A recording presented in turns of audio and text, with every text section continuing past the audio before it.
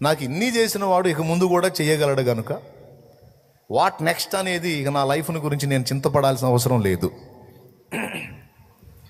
కేవలం ఆయన దగ్గర దొరికేవి పొందుకొని, ఆయన ఇచ్చే వాటిని పొందుకొని వాటిని బట్టి మాత్రమే నేను దేవుణ్ణి ప్రేమిద్దామని నేను అనుకోలేదు. సృష్టికర్తను తెలుసుకున్నాను, కలుసుకున్నాను కాబట్టి అసలు ఇంకా ఆయన వ్యక్తిత్వ సౌందర్యం ఏంటనేది తెలుసుకోవాలని ఊవిళ్ళూరాను. దాన్ని గురించి కొంత అవగాహన పొందాను. తెలుసుకునే కొద్దీ దేవుడు ఇచ్చే వాటిని కాకుండా ఆయననే ఇష్టపడటం నా హృదయంలో ప్రారంభమైంది. ఇంతవరకు మీలో ఎంతమందికి అర్థమైంది? జస్ట్ నా మైండ్ చెప్తున్నాను నేను. అసలు కొంతమంది ఎందుకు వెంటనే వీక్ అయిపోతున్నారు, కొంతమంది ఎందుకు సంవత్సరాలు గడిచినా ఎన్నో ఆటుపోట్లు ఎదురైన దేవుణ్ణి హత్తుకొని ఉన్నారు అంటే ఆ తేడా చెప్తున్నా నా మీద పోల్చుకొని. అంటే నేను ఒక్కడనే కాదు, మీలో చాలామంది ఉన్నారు ఇలాగా. ఇందాక నేను చెప్పిన బాబతి 3 నెలలకు పడిపోయిన వాళ్ళు, 6 నెలలకు పడిపోయిన వాళ్ళు, 10 సంవత్సరానికి చెడిపోయిన వాళ్ళు, 2 ఏళ్ళకి చెడిపోయిన వాళ్ళు, 3 ఏళ్ళకి, 5 ఏళ్ళకి, 10 ఏళ్ళకి చెడిపోయిన వాళ్ళు మీలో కొంతమందే ఉన్నారు. కొద్దిమంది ఉన్నారు, వేళ్ల మీద లెక్క పెట్టే వాళ్ళు ఉన్నారు. కానీ ఎక్కువ శాతం మంది సంవత్సరాల తరబడి ఆటుపోట్లు ఎదురై కూడా యేసయ్యని ఎంత హత్తుకున్నారంటే ప్రాణం కంటే ఎక్కువగా హత్తుకొని ఇప్పటికీ సేవిస్తానే ఉన్నారు. ఆ తేడా ఏమిటి అనేది ఒక్కటి చెప్పి ముగిస్తానన్నాను, అంతే. ఏం లేదండి, దేవుణ్ణి ప్రేమించారు అంతే. దేవుడు ఇచ్చే వాటిని కాదు, దేవుణ్ణి ప్రేమించారు. దేవుల్లో ఉన్నటువంటి రుచిని తెలుసుకున్నారు, ప్రభువులో ఉన్న మాధుర్యాన్ని రుచి చూశారు. నేను, నాతో కూడా సంవత్సరాల తరబడి దేవుణ్ణి హత్తుకుని ఉన్న విశ్వాసులు లేదా పరిచారకులు, సేవకులు మీరు దేవుడిచ్చేవి కాదు, దేవుణ్ణి రుచి చూశారు. దేవుని ప్రేమను రుచి చూశారు, దేవుణ్ణి ప్రేమించడం మొదలుపెట్టారు. ఇంకా ఫైనల్గా చెప్పాలంటే దేవునితో స్నేహం చేయటం మొదలుపెట్టారు. లోకంలో చాలా స్నేహాలు ఉన్నాయి, ఆ స్నేహాల రుచి కూడా మీకు తెలుసు, ఆ స్నేహాల రుచి కూడా నాకు తెలుసు. భౌతికమైన స్నేహాలు, కొన్ని స్నేహాలు మనల్ని అప్పజెప్పినాయి, కొన్ని స్నేహాలు మనల్ని అవమానపరిచినాయి, కొన్ని స్నేహాలు జస్ట్ మాటలతో ఓదార్చి దాటి వెళ్ళిపోయినాయి.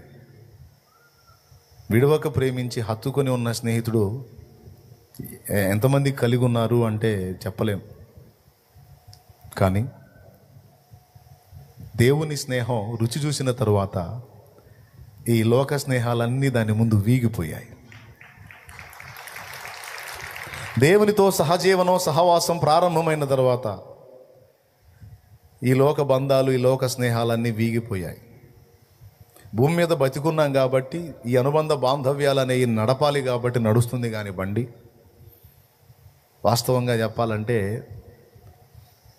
దేవుని రుచి చూసిన వాళ్ళు, దేవుని వ్యక్తిత్వ సౌందర్యాన్ని గుర్తుపట్టిన వాళ్ళు, ఒక రకంగా చెప్పాలంటే దేవునితో జీవించే జీవితమే ఒరిజినల్, మిగిలిన జీవితం అంతా ఒక నటనే, అంతే. దేవునితో జీవించే జీవితమే ఒరిజినల్.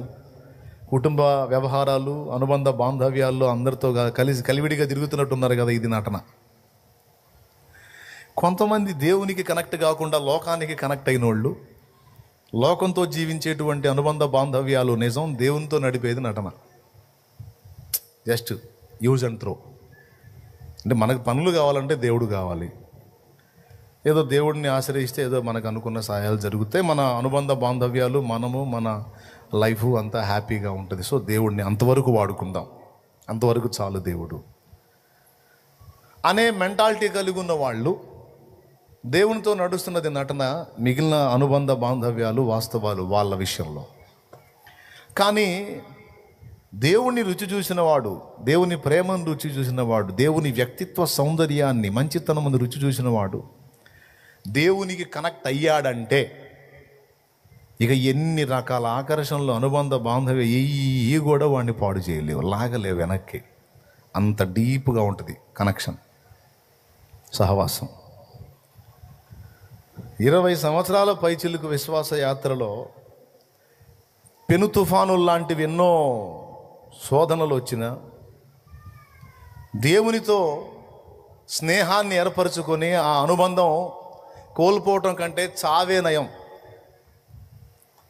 దేవుణ్ణి విడిచిపెట్టి దేవుణ్ణి వదిలేసి దేవుని సహవాసాన్ని దేవునితో సహజీవనాన్ని వదిలేసి బతకటం కంటే దేవుడు నా ప్రాణం తీసుకున్నదే నయం.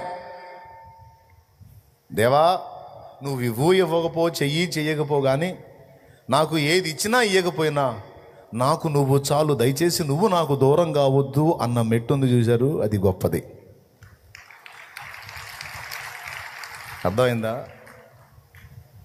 ఆ స్థాయిలో వెళ్ళి దేవుణ్ణి టచ్ చేయాలి. ఎంతమందికి అర్థమైందో ఏమో నాకు తెలీదు, అర్థమైతే మాత్రం ధన్యులే. అర్థమైందా? నువ్వు ఇవ్వకపో, మేలు చెయ్యకపో, కానీ నాకు ఒక్కటి మాత్రం చెయ్యండి అంటే దయచేసి నువ్వు నాకు దూరం కావద్దు.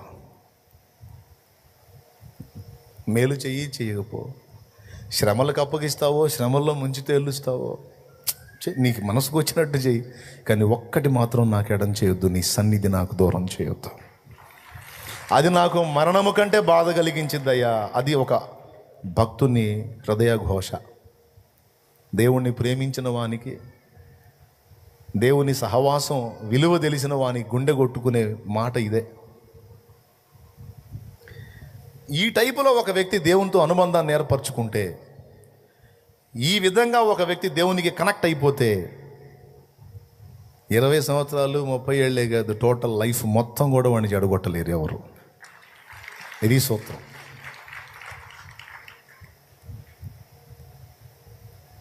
కానీ ఎంతమంది అలా దేవుని కనెక్ట్ అయ్యారు? ఎంతమంది నిజంగా దేవుల్లో ఉన్న ఆ మాధుర్యాన్ని గుర్తెరిగారు? దేవా, నువ్వు ఇవ్వకపో, నువ్వు మాత్రం నాకు దూరం కావద్దు. ఈ లోకంలో ఏది ఉన్నా లేకపోయినా నేను బతకగలను, కానీ మళ్ళీ చెప్తున్నా, ఈ లోకంలో ఏది ఉన్నా లేకపోయినా నేను బతకగలను, కానీ నీ సన్నిధి నాకు దూరమైందంటే, నీ సహవాసం నాకు దూరమైందంటే అది మరణం కంటే చేదు. నాకు వద్దు ఆ పరిస్థితి. నాకు నువ్వు కావాలి, నాకు నువ్వు కావాలి. ఈ అనుబంధాన్ని చూపించేదే దేవుడు నాకు ఇచ్చిన పాటలన్నిట్లో ఇదే ఉంటుంది. కొద్దిగా మీరు పరిశీలిస్తే ఇదే దొరుకుతుంది మీకు. కావాలి కావాలి యేసు నువ్వే కావాలి, రావాలి రావాలి నీ సన్నిధి నాతో రావాలి. కావాలి కావాలి యేసు నువ్వే కావాలి, రావాలి రావాలి నీ సన్నిధి నాతో రావాలి. నువ్వు లేకుండా నేనుండలేనయ్యా, నీ తోడు లేకుండా జీవించలేనయ్యా. అండదండ నువ్వే యేసయ్యా, నా కొండ కోట నువ్వే యేసయ్యా. అండదండ నువ్వే యేసయ్యా, నా కొండ కోట నువ్వే యేసయ్యా. కావాలి కావాలి యేసు నువ్వే కావాలి, రావాలి రావాలి నీ సన్నిధి.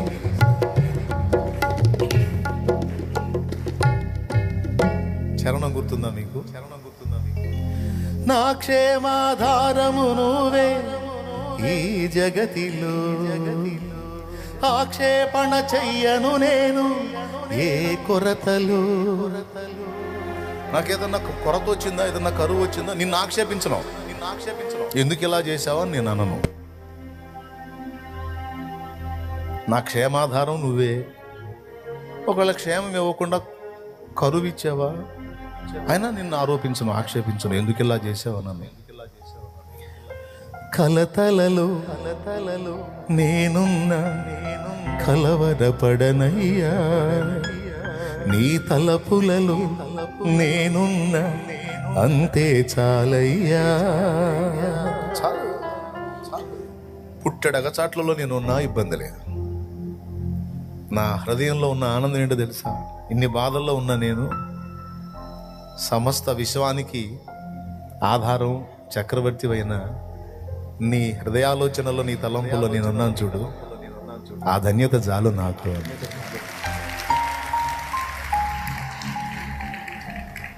ముఖ్యమంత్రి గురించి మనం అందరం ఆలోచిస్తాం, తెలుసుకుంటాం. కానీ మళ్ళీ ఎంతమంది ముఖ్యమంత్రికి తెలుసు? ఒకవేళ ముఖ్యమంత్రి మన గురించి ఆలోచించే స్థాయి మనకుంటే, ఒకవేళ ఈ లోకంలో వ్యక్తులకి, ప్రధానమంత్రికి ఆయన తలంపుల్లో ఎంతమంది ఉంటారు? కానీ నీకు తెలుసా, ఈ ముఖ్యమంత్రుల కంటే, ప్రధానమంత్రుల కంటే, రాజుల కంటే, చక్రవర్తుల కంటే పైన ఉన్నవాడు దేవుడు. అందరినీ శాసించగల సమర్థుడు, సార్వభౌముడు దేవుడు. ఆయన హృదయంలో ఉంది నీకు స్థానం. ఆయన తలంపుల్లో నువ్వు ఉన్నావు, ఆయన ఆలోచనల్లో నువ్వు ఉన్నావు. నీ జీవితంలో ప్రతిరోజు, ప్రతి గంట, ప్రతి నిమిషం, ప్రతి సెకండ్ ఆయన గమనిస్తానే ఉన్నాడు. అంతమించి ఇంకేందండి ఇది కావాలి? విశ్వానికే నిర్మాణకుడైన వాడు, విశ్వానికే చక్రవర్తి అయిన వాడు నీ గురించి ఆలోచిస్తుంటే, శాలేమన్న నిన్ను గురించి ఆలోచిస్తే ఎంత, ఆలోచించకపోతే ఎంత? మరొక మనిషి నిన్ను గురించి ఆలోచిస్తే ఎంత, ఆలోచించకపోతే ఎంత? కొంతమంది మనుషుల ప్రేమ కొరకు పరితపిస్తూ ఉంటారు, ఆక్రోశిస్తూ ఉంటారు. అందరూ నన్ను వాడుకునే వాళ్ళే కానీ నా గురించి ఆలోచించే వాళ్ళు అసలు ఎవ్వరూ లేరు. నేనేమైపోతున్నానో అని నా గురించి పట్టించుకునే వాళ్ళు ఎవరు లేరని చాలామంది ఏడుపు ఇదే. తల్లిదండ్రి పట్టించుకోవట్లేదని పిల్లలు ఏడుపు, పిల్లలు అర్థం చేసుకోవట్లేదని తల్లిదండ్రులు ఏడుపు, భర్త అర్థం చేసుకోవట్లేదని భార్య ఏడుపు, భార్య అర్థం చేసుకొని మాట్లాడట్లేదని భర్త ఏడుపు. టోటల్గా ఏడవకుండా ఎవరు లేరు. ఎవరు ఏడుపు పడుకుంది, ఎవరు ఏడుపు పడుకుంది. అందుకే చెప్తున్నాను నేను, దేవునితో అనుబంధం ఏర్పడి దేవునితో సహజీవనం మొదలు పెడితే ఎవరు ఆలోచించినా ఆలోచించకపోయినా ఆయన ఉన్నాడు చాలు అని జీవనయానాన్ని సాగించవచ్చు. కలతలలో నేనున్నా కలవరపడనయ్యా, నీ తలపులలో నేనున్నా. బాగా కొంతమంది మనుషుల మధ్యలో మనం ఉండి ఉండి ఉండి ఒకసారిగా అందరు ఎడమైపోతే ఒక రకంగా చెప్పాలంటే మెంటలు వచ్చినట్టు అయింది. కొంతమందికి అనుభవం ఉంది పాపం. చాలా మందిలో ఉండి ఉండి ఉండి ఒక్కసారిగా అందరినీ ఎడబాసి సింగిల్గా బతకాలంటే మెంటలు వచ్చినట్టు ఉంటుంది. అదే దేవునితో అనుబంధం ఏర్పడిన వానికి కొద్ది కాలం అట్లా ఎడబాటును బట్టి ఫీలింగ్ బాధ అనిపించినా, అతను దేవునితో, ఆమె దేవునితో సహవాసం చేస్తూ అలవాటు చేసుకున్నారు కనుక క్రమంగా కంట్రోల్ అయిపోతారు. ఎవ్వరు లేకపోయినా నువ్వు ఒక్కడివి చాలు ప్రభు అని బ్రతికేస్తారు. దేవునితో స్నేహం, దేవునితో అనుబంధం లేనటువంటి వ్యక్తులు ఆత్మహత్యలు చేసుకుంటారు. అర్థమైందా? సడన్గా అందరూ వదిలేసి ఎవరూ ప్రేమించట్లేదు అనే విషయం అర్థమైందంటే, నిజమైన ప్రేమ దొరకని ఈ లోకంలో నేను ఉండనని ప్రాణాలు తీసుకుంటారు కొంతమంది. కానీ నీకు అవసరం లేదు. తన ప్రాణం కంటే ఎక్కువ నిన్ను ప్రేమించి నీ కోసం చచ్చిపోయిన వాడు ఒకడు ఉంటే నువ్వు చావాల్సిన అవసరం ఏముంది అనే ఉపదేశం నిన్ను పట్టుకుంటుంది, చావనివ్వదు. చచ్చిపోయేంతగా నన్ను ప్రేమించి నా కోసం చచ్చిపోయిన వాడు ఒకడు ఉంటే ఆయన కోసం బతికేయొచ్చు, నేను ఎందుకు చావాలి అనుకుంటావు నువ్వు. ప్రైజ్ ది లార్డ్, హల్లెలూయా. పిచ్చిగా నన్ను ప్రేమించి నా కోసం చచ్చిపోయినవాడు ఒకడు ఉన్నాడు. పొద్దస్తమానో నా గురించి ఆయనకు ఆలోచన. కనీసం కన్నతల్లైనా ఒక్కోసారి నన్ను గురించి మర్చిపోయిద్దేమో. ఏమండి, అమ్మ అన్న కొన్నిసార్లు మర్చిపోయిద్దేమో. ఆయన ఎప్పుడు మర్చిపోయాడు? ఎనీ టైం ఆయన తలంపులో నేను ఉన్నాను కదా. ఒప్పుకుంటారా మీరు? ఎప్పుడన్నా అప్పుడప్పుడు ఆలోచిస్తాడా యేసయ్య నీ గురించి? ఎప్పుడు నువ్వు ఆయన కళ్ళ ఎదుటే ఉన్నావా? స్త్రీ తన చంటి పిల్లను మరచునా? సియోను కుమారి ప్రభు తన్ను మరచి ఉన్నాడని అనుకొనుచున్నది. స్త్రీ తన చంటి పిల్లను మరచునా? తన గర్భమున పుట్టిన పిల్లను మరచునా? వారైనా మరచుదురు గాని నేను నిన్ను మరువను. చూడుము, నా అరచేతులలో నిన్ను చెక్కి ఉన్నాను, నీ ప్రాకారములు నిత్యము నా ఎదుట ఉన్నవి అన్నాడు. ఎవ్రీ డే, ఎనీ టైం, ప్రతి దినము మన ఎడల ఆయనకు నూతన వాత్సల్యం కలుగుతున్నది అన్నాడు. ఇంకా దారుణమైన విషయం ఏంటంటే అసలు అరచేతుల్లో మరో దగ్గర కాదు, అసలు నా చంకలో ఉన్నావు నువ్వు అంటాడు ఆయన. నేను చెప్పలేదు సోదర, ఇవన్నీ యెషయా గ్రంథంలో ఉన్నాయి. వీడు సొంత మాటలు చెప్తున్నాడేమో అనుకోవద్దు, ఇవన్నీ యెషయాల్లో ఉన్నాయి. యెషయా గ్రంథం 46:4 ఒక్కసారి మీరు చూస్తే, యెషయా గ్రంథం 46:4 ఒక్కసారి మీరు చూడగలిగితే, ముదిమి వచ్చు వరకు నేను ఎత్తుకొని వాడను నేనే, తల వెంట్రుకలు నెరయ వరకు నేను ఎత్తుకొని వాడను నేనే. నేనే చేసి ఉన్నాను చంక పెట్టువాడును నేనే. చంక పెట్టుకొని వాడను, అది చూడండి. నిన్నెత్తుకొని రక్షించువాడును నేనే. అదిగో, ఇంకా పచ్చిగా చెప్పాలంటే ముదిమి వచ్చు వరకు అంటే మనకు మళ్ళీ అర్థం కాదేమో అని, తల వెంట్రుకలు నెరయ వరకు అంటే నిండు ముసలితనం వచ్చిన దాకా నేను ఎత్తుకునేవాడిని నేనే అన్నాడు. ముసలమ్మని ముసలైన ఎవరిని ఎత్తుకుంటారా? వాళ్ళు సంటి పిల్లల సంకను ఎత్తుకోవడానికి. ఒక చిన్న మాట చెప్పున, మా అమ్మ నాకు చంటి పిల్ల అవుతుందా? మా నాన్న నాకు చంటి బిడ్డ అవుతాడా? కారుగా. కానీ వాళ్ళని కన్నోళ్ళకి మా అమ్మ మా ఆవిడికి ఫోన్ చేసి, ఏమ్మాయి పిల్లగాడు రాలేదా అంటది. నేను పిల్లగాడినే. దేవునికి స్తోత్రం. కాదండి, నేను పిల్లగాడినే. నేను 2 పిల్లలకి తండ్రిని అయ్యాను. నేను పిల్లగాడిని కాదు, పెద్దవాడినే. కానీ మా అమ్మ, ఒకవేళ నా జుట్టు అంతా నెరసిపోయి నేను మొత్తం ముసలోడిని అయినా ఒకళ్ళు మా అమ్మ బతికుందనుకో, అప్పటికి కూడా నన్ను పెద్ద ఆయన వచ్చాడమ్మా అందో, పిల్లగాడు వచ్చాడని అంటది. ఎందుకంటే నాకంటే సుమారు మా అమ్మ ఓ 35-40 ఏళ్ళు పెద్దదై ఉండొచ్చు. ఒకవేళ నాకు 70 వచ్చినాయి అనుకో, ఇప్పుడు నాకు ఓ 40 అనుకుందాం, అప్పుడు మా అమ్మకి ఎంత ఉంటే ఓ 70 ఉంటాయి. ఓ 30 ఏళ్ళు పెద్దదైతే నాకన్నా, అంటే 30 ఏళ్ళ ప్రాయంలో నన్ను కంటే నాకు 40 అంటే మా అమ్మకి 70 అనుకుందాం, 30 పెరుగుతూ ఉంటాయి. నాకు 70 వచ్చింది అనుకో, మా అమ్మకి ఎంత వస్తాయి? 100. నాకు 100 వచ్చింది అనుకో, మా అమ్మకే 130. అంతేగాని నాకు 100 రాగానే మా అమ్మ 70లోకి పోదుగా. నాకు ఎంత వయసు పెరుగుతుంటుందో అంతకు మళ్ళీ డబుల్ అమ్మకు అవుతానే ఉంటుంది. కాబట్టి అమ్మ ఎప్పటికీ పెద్దదే, అమ్మకి ఎప్పుడు నేను పిల్లవాడినే. ఒకవేళ భూ సంబంధమైన అమ్మ ఒకవేళ అలా అంటదో అందో నాకైతే తెలియదు, కానీ ఆయన మాత్రం ఎప్పుడు కూడా నిండు ముసలితనం నీకు వచ్చినా నిన్ను నా చంకనెత్తుకునేంత చంటి పాపగానే నిన్ను చూసుకుంటానని ఆయన తన ప్రేమని వెల్లడి చేశాడు. ఇక్కడ ఎంతమందికి అర్థమైంది? నేను చెప్పానా? యెషయాలో ఉందా? ముదిమి వచ్చు వరకు నేను ఎత్తుకుని వాడను నేనే, నేనే చేసి ఉన్నాను. తల వెంట్రుకలు నెరయ వరకు నేను ఎత్తుకొని వాడను, నేనే చేసి ఉన్నాను. చంక పెట్టుకొని వాడను నేనే. పురుషుడు నిలువుకి ఎత్తుకుంటాడు. ఎప్పుడు పురుషుడు చంకనేసుకోవడానికి ఇష్టపడ్డాడు పిల్లవాడిని. మగవాడు చంకనేసుకోవటం అవమానంగా ఫీల్ అవుతాడు. వాడు ఏనుగంత బరువు అయినా సరే నిలువుకే ఎత్తుకుంటాడు వాడిని పురుషుడు. అంతేనా? ఎప్పుడన్నా చంకన వేసుకొని తిరిగారా? అవమానం కదా. వాడు 20 కేజీలు బరువు ఉన్న పిల్లోడైనా సరే, 30 కేజీలు ఉన్నాయి, వాడు 40 కేజీలు ఉన్నోడైనా సరే వేసుకొని మొత్తానే ఉంటాడు. ఆడ మనిషి అట్ట కాదు. పురుషుడేమో నిలువుకి ఎత్తుకుంటాడు, స్త్రీ అట్ట కాదు. వాడు ఏ కొంచెం అవకాశం ఉన్న అలివైతే చంకనేయటానికి ట్రై చేస్తూ ఉంటుంది. నిలువుకి ఎత్తుకోలేదు స్త్రీ. అదే చంక మీద వాడు 50 కేజీలు ఉండైనా సరే మోసిద్ది ఈ నడుం బిర్రు మీద. అంత శక్తి ఆడు ఉంటుందో అనిపించింది నా. పురుషుడి కంటే కూడా స్త్రీకి అతి చనువు బిడ్డ మీద చంకనేసేసుకుంటుంది. అలాగా అమ్మ ఏమమాట చూస్తున్నారు? మీరు పిల్లల్ని చంకనెత్తుకోలేదా? మిమ్మల్ని మీ అమ్మ చంకనెత్తుకోలేదా? ఇక్కడ 2 మాటలు ఆయన, నిన్ను ఎత్తుకొని వాడును నేనే, చంక పెట్టుకొని వాడును నేనంటే నీకు నాన్నని అమ్మని నేనే అంటున్నాడు ఆయన.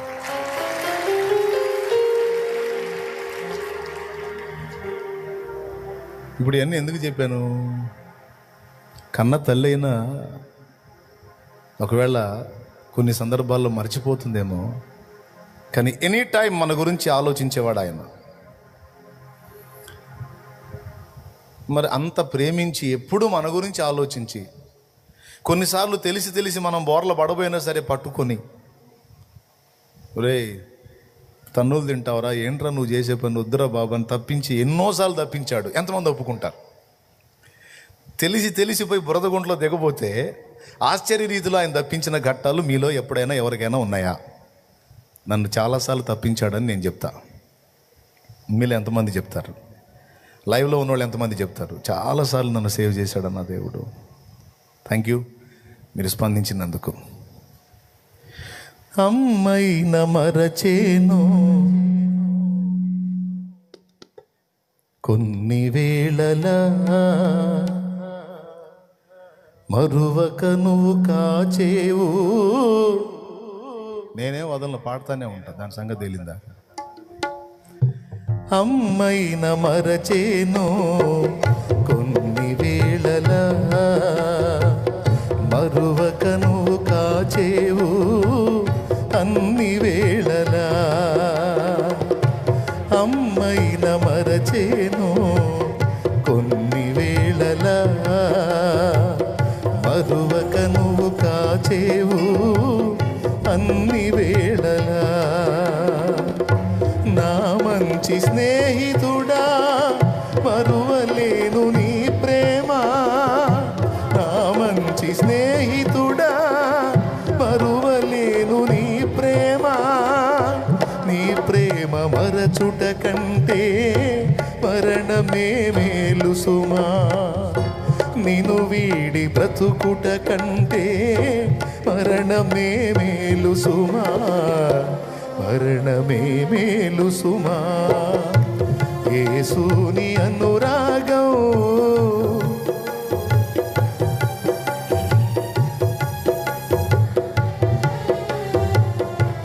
ఈ బ్రతుకులో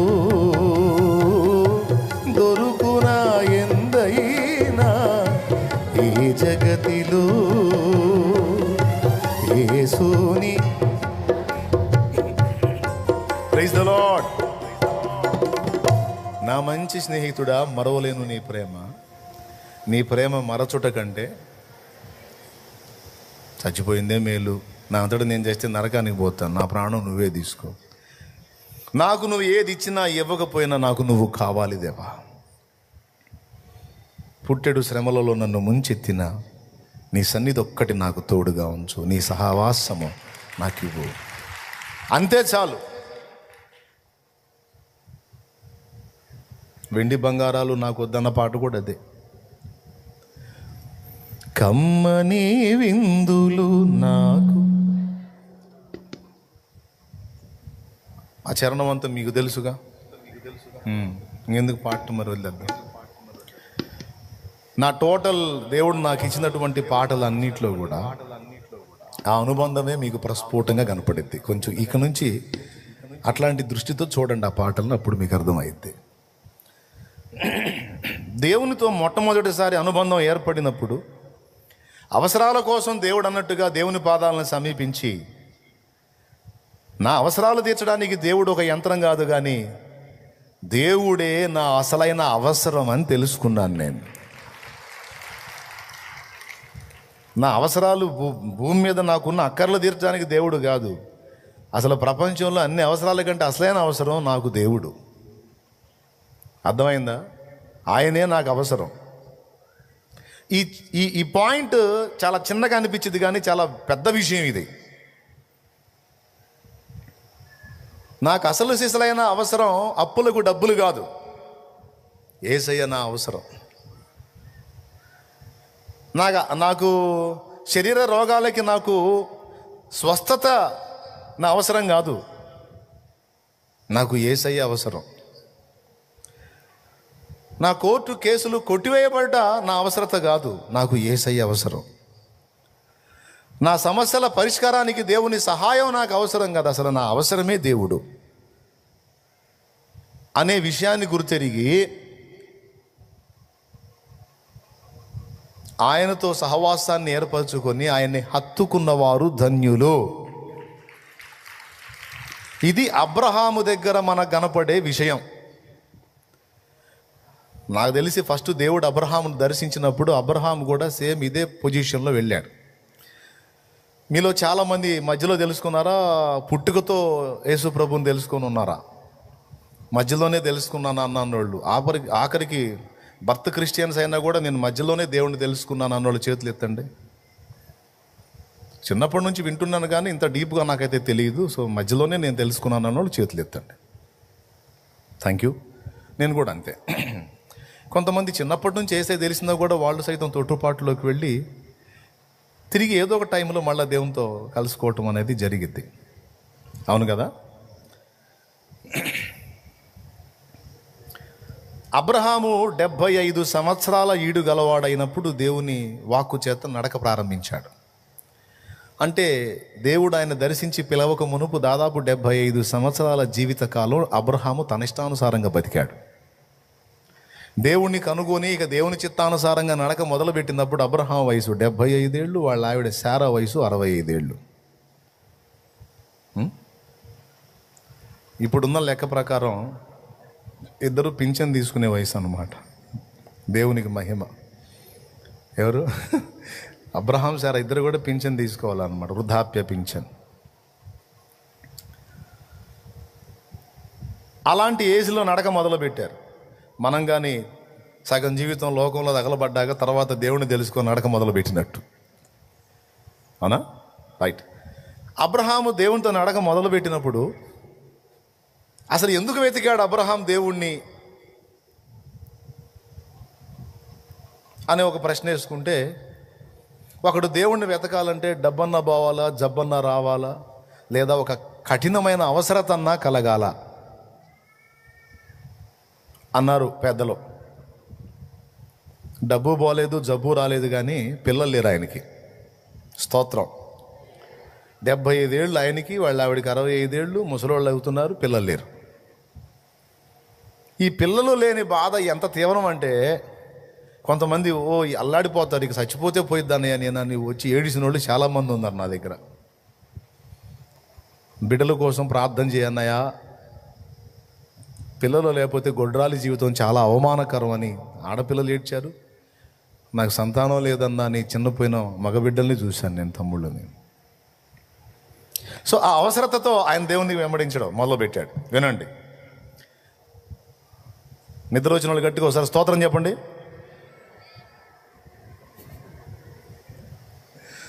మెళకుతున్న వాళ్ళు చెప్పండి.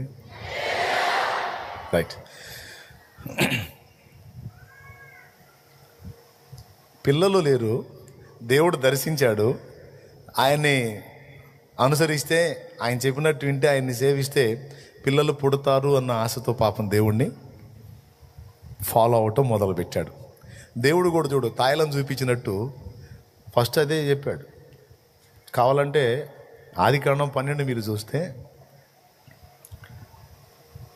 నీవు లేచి నీ తండ్రి ఇల్లు విడిచి నేను నీకు చూపించు దేశమునకు పో. చదువు నాన్న. 12:1. నీవు లేచి నీ దేశము నుండి నీ బంధువుల యొద్ద నుండి నీ తండ్రి ఇంటి నుండి బయలుదేరి నేను నీకు చూపించే దేశమునకు వెళ్ళుము. నిన్ను గొప్ప జనముగా చేసి. అదిగో ఫస్ట్ మొదలు పెట్టడం ఏమన్నాడు? నిన్ను గొప్ప జనముగా చేసి నిన్ను ఆశీర్వదించి. ఆగాగు. ఇప్పటి వరకు అబ్రహాం ఎట్లా ఉన్నాడు? గొప్ప జనముగా ఉన్నాడా? ఒక్కడై ఉన్నాడా?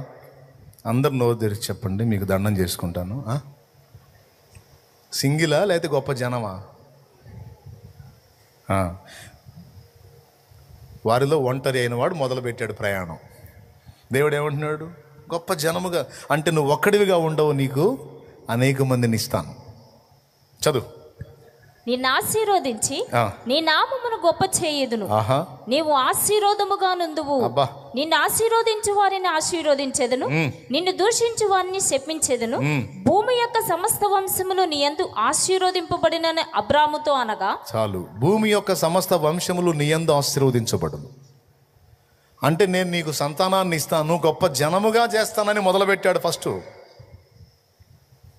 అదే ఇష్ట వస్తువుని రుచి చూపించడం అంటే. దేవునికి మహిమ. హల్లెలూయా. ఇష్ట వస్తువుని రుచి చూపించడం. ఇప్పుడు అతనికి ఏం కావాలా? ఫస్ట్ ఏ మాట చెప్పాడండి? గొప్ప జనముగా చేస్తాను అన్నాడు.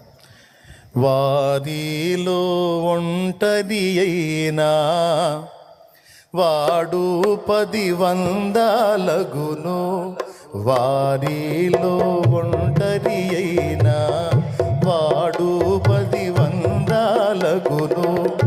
ఎన్నిక లేని వాడు, ఎన్నిక లేని వాడు బలమైనటి జనమగును. ఎన్నిక లేని వాడు బలమైనటి జనమగును. లెమ్ము తేజరిల్లుముని వెలుగు. దేవునికి మహిమ, దేవునికి మహిమ. ఇప్పుడు ఏ తాయిలను చూపించి ఆకర్షించాడండి? నోరు తెరిచి అందరు చెప్పండి. ఏం చూపించి? అబ్రాహాం పిల్లలు లేరా నీకు?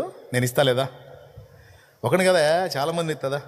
గొప్ప జనంగా చేస్తా నేను. అవునా దేవా? గొప్ప జనం ఎవరిగానో ఒక్కడిని అయ్యా, నువ్వు ఎక్కడికి రమ్మంటే అక్కడికి వస్తా.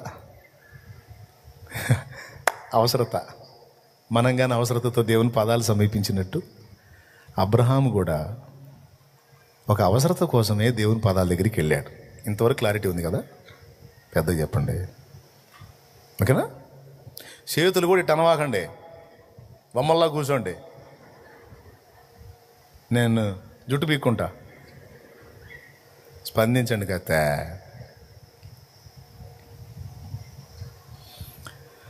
ఆశ్చర్యం చూడండి. సంతానం కోసం ఆశపడి దేవుణ్ణి వెంబడించడం మొదలుపెట్టి చివరికి ఎలా కనెక్ట్ అయిపోయాడంటే, ఏమయ్యో నీకంటే నాకేమన్నా ఎక్కువ అనుకుంటున్నాయంటే, నా సంతానాన్ని అవసరమైతే నీకోసం బలిపీఠం మీద దహన బలిగా అర్పిస్తాను అన్న మెట్టుకెళ్ళిపోయాడు. అది సహవాసం యొక్క ప్రభావం. అసలు ప్రయాణం మొదలుపెట్టినప్పుడు సంతానం అవసరత కోసం మొదలుపెట్టి చివరికి దేవుని రుచి చూసిన తరువాత, దేవుని సహవాసంలో ఉన్న మాధుర్యాన్ని రుచి చూసిన తరువాత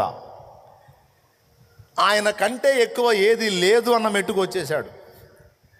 నా అవసరత సంతానం కాదు, నా అవసరత ప్రభువే అని గుర్తెరిగాడు. అది పాయింట్.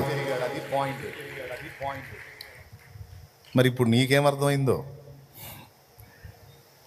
అందుకే ఎట్లా అయిపోయాడంటే, పరిస్థితులు అనుకూలంగా ఉన్నప్పుడే కాదు, ప్రతికూలంగా ఉండి సమస్తమును కోల్పోవలసి వచ్చినప్పుడు సహా దేవుణ్ణి ఎడబాయలా. ఎక్కడన్నా గుడారం వేసుకొని, దేవా ఇది నాకు అని పక్కన బలిపీఠం కట్టుకుంటాడు, ఇది నీకు అని. కావాలంటే చూడండి, కొంతమంది పెద్ద లంకంత ఇల్లు కడతారు, ప్రార్థన గది ఉండదు, దేవునికి అంత స్థానం ఉండదు, ప్రత్యేకంగా దేవుణ్ణి కలుసుకోవడానికి ఒక ప్రదేశాన్ని ఏర్పాటు చేసుకోరు. చేసుకుంటే మంచిది, లేకపోతే చేసేది ఏముంది? ప్రార్థన చేయి, నాకు కూడా కొంచెం 2 గదులు ఇల్లు ఇవి ప్రభువా, నేను కూడా కొంచెం నీకు కేటాయించుకుంటాను స్థలం. అబ్రహాం ఎక్కడ దిగినా గుడారం వేసుకుంటే పక్కన ఖచ్చితంగా బలిపీఠం కట్టుకుంటాడు. కావాలంటే అది కాకుండా మీరు చూసుకోవచ్చు, ఆ 12, 13, 2 చూడాలి, తెలిసింది అక్కడే ఉంటుంది. ఏడ దిగితే అక్కడ ఆయనకి గుడారం. ఎవరికి? అబ్రహాం గుడారం, దేవునికేం బలిపీఠం. ఇక ఎట్లా ఉంది వాళ్ళిద్దరు ఫ్రెండ్షిప్ అంటే, ఎక్కడికి పోయినా ఇక సింగిల్గా ఉండదు. ఆయనే ఆయనే ఆయనే ఎవరైనా దేవుడే. దేవుడే. కళ్ళు మూసిన ఆయనే, కళ్ళు తెరిచిన ఆయనే, నవ్విన ఆయనే, ఏడిసిన ఆయనే అన్నట్టు అంతా ఆయనే. ఒక రకంగా చెప్పాలంటే ఇక పిచ్చోడు అయిపోయాడు, దేవుని పిచ్చోడు అయిపోయాడు. ఈ కీలకమైన విషయాన్ని గుర్తుపట్టాలి. ఇందాక ఏ వచనం చదివారు మీరు? స్టార్టింగ్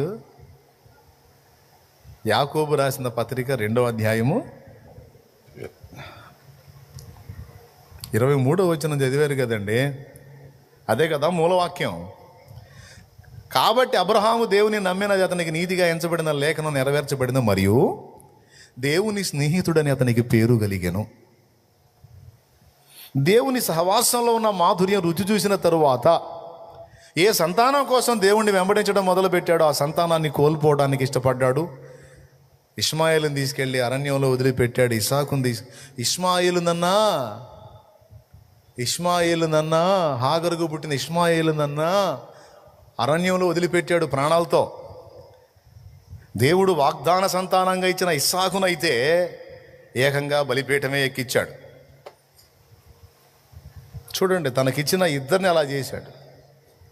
బలిపీఠం ఎక్కించి సంపలేదులే, కానీ దేవుడు ఇస్సాకును అర్పించినట్టుగానే హెబ్రీ పత్రికలో రాశాడు. ఇస్సాకును అర్పించలా, కత్తితో పొడిచి ప్రాణం తీసి దహన బలిగా చేయలే. కత్తి ఎత్తాడు, దేవుడు ఆపాడు. కానీ హెబ్రీ పత్రిక ఏం చెప్తుందంటే, భౌతికంగా అతను కత్తితో బిడ్డని పొడవలేదు, కానీ తన అంతరంగంలో ఎప్పుడో తన కుమారుణ్ణి బలి చేసేశాడు.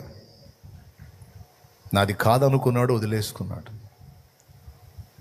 నాకు భయపడి నన్ను ప్రేమించువాడని, నా మాటను గౌరవించువాడని. ఇప్పుడు మనం ఎవరన్నా ప్రేమించామనుకో, ఆ మాటను గౌరవిస్తామా, తృణీకరిస్తామా? చెప్పండి.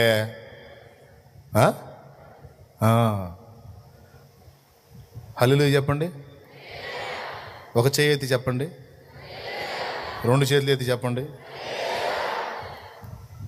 ఇప్పుడు నేను 3 మాటలు చెబితే 3 మాటలు మీరు చేశారు. మీరు అలా చెప్పకపోతే నేను కిందకి దిగి వచ్చేమన్నా కొడతానేంది?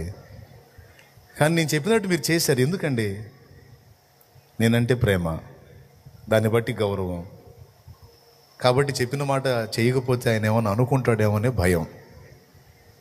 పవిత్రమైన ప్రేమలో గౌరవాన్ని బట్టి వచ్చే భయం.